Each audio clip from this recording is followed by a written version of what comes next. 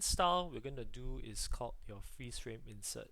So this basically means you are going to freeze somewhere in the front portion here, from here to here, just before the point where things start happening. You can see at this point things will start happening.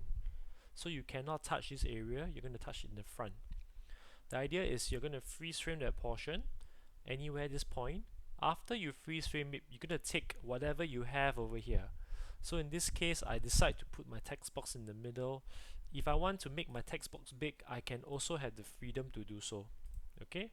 If I want to add animations or whatever, I also can do so.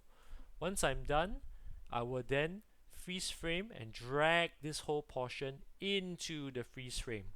Take note that this portion will not extend all the way out throughout the entire timeline.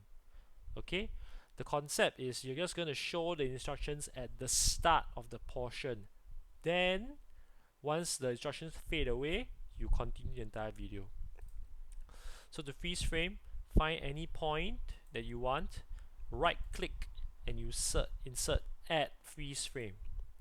And you can see that the freeze frame starts coming out from this point to this point is where the freeze frame will start. Okay, if I move it around, this is where I want to move that particular freeze frame. So now from here to here, I'm going to just drag it a little bit longer and notice that my video is going to be a little bit longer.